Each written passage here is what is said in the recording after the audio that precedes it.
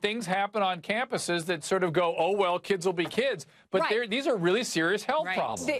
Yes, it is a very serious issue, but I think they went about it all wrong because really what does asking a student if they're having sex and how many times they have sex and if it's oral, what does that have to do with trying to prevent sexual assault? This has nothing to do with that but invading their privacy, making students feel uncomfortable. How about we start with things that parents should have started, respecting other people?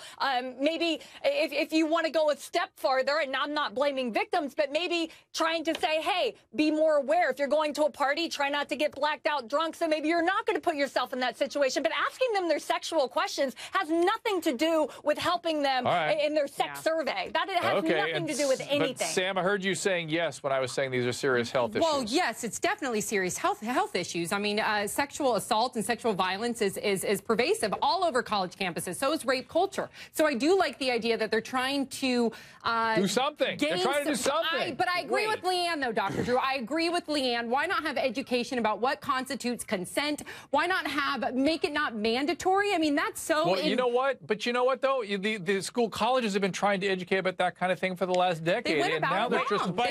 They're going about it. But, Mike, they're trying to collect some data now so they understand what they're working with at least. Maybe they can change things objectively if they have the data, what they start with. Dr. Drew, no one is more of a supporter of like a scientific method applying that to social issues.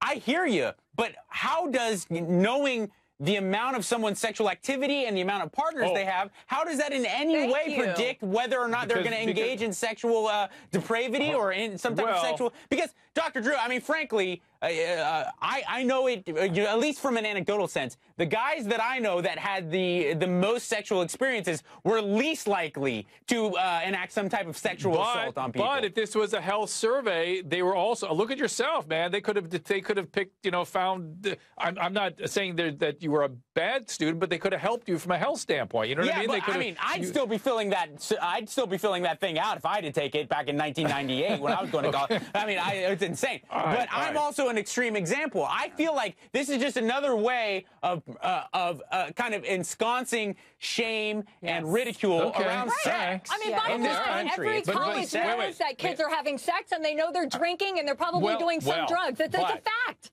But, Vanessa, every single adverse outcome you want to measure with kids, if they measured all these things, what they would have found, they asked some appropriate questions along with all the sex question, which is such as how often do you use alcohol, how often do you use drugs recreationally, and identifying scenarios that could be sexually coercive. So they were again trying to measure their understanding of these things.